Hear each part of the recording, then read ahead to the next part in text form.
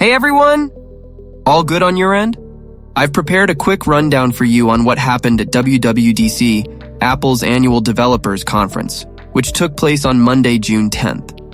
Among the major highlights were the introduction of the company's artificial intelligence system, the new iOS 18, and updates to Apple's operating systems in general. One of the event's highlights was the launch of the new Apple Intelligence System, which, if you pay close attention, plays on the term AI. Apple is following in the footsteps of other giants like Google and Microsoft, bringing artificial intelligence features to iPhone, iPad, and Mac. With this system, it can use more powerful and personalized features based on generative models. Apple Intelligence will be featured in the new Siri, capable of creating unique images and emojis, as well as understanding language, images, and taking actions based on users' personal information. The company assures that all this will be done securely, as most of these functions are processed locally. If cloud use is necessary, Apple ensures that it will be processed on its own servers with its brand chips. Other Apple Intelligence features include organizing notifications by importance, summarizing messages and emails, correcting and writing texts, and much more. Siri also received an upgrade during WWDC. Apple guarantees that she is now more natural, relevant, and personal. The new Siri features a new look and animation, and is integrated with Apple Intelligence. Now you can even misspeak a word when talking to her, and she will normally understand and provide you all the information. The assistant now has contextual features. For example, you can ask about the weather at the beach on a specific date, and then ask Siri to create an event in your calendar on that date. She will know that you intend to be at the beach on that day.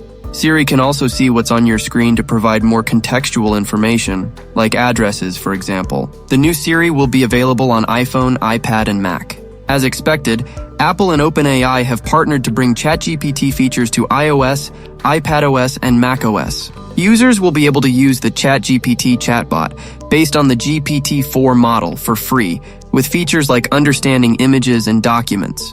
ChatGPT will be available on Siri, the system's writing tools, and in image generation.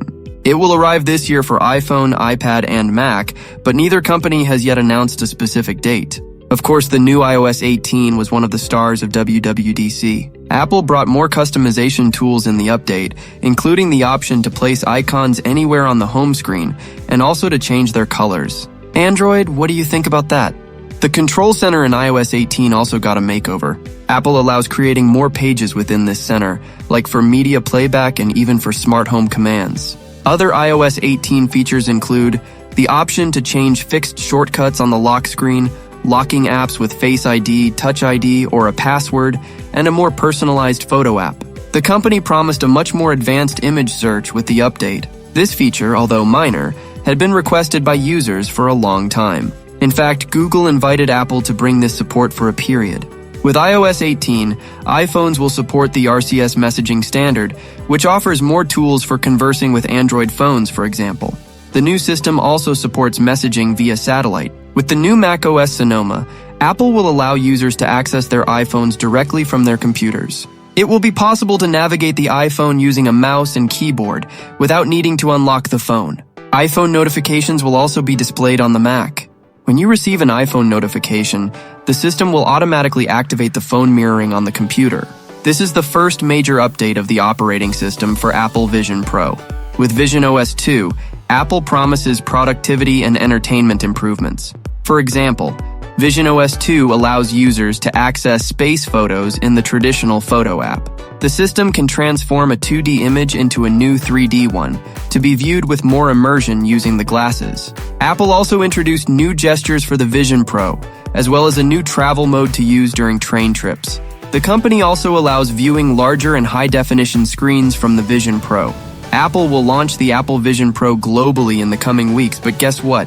Brazil is not on the list. And after 14 years, Apple finally brought a native calculator app to the iPad. That's right.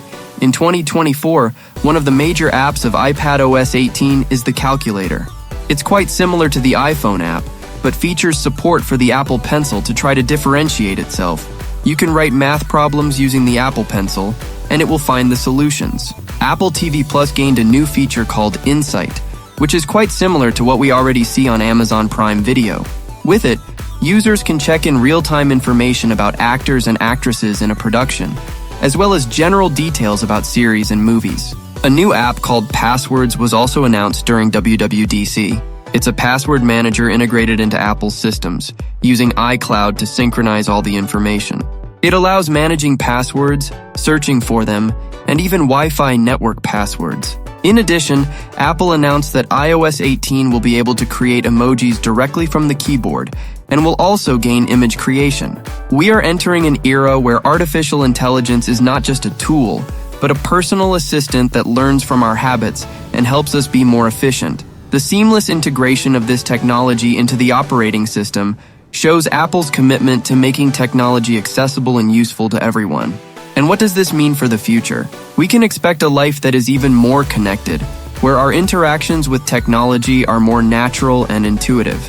Apple is paving the way for other companies to also improve their offerings, which can only benefit consumers with more innovations and improvements.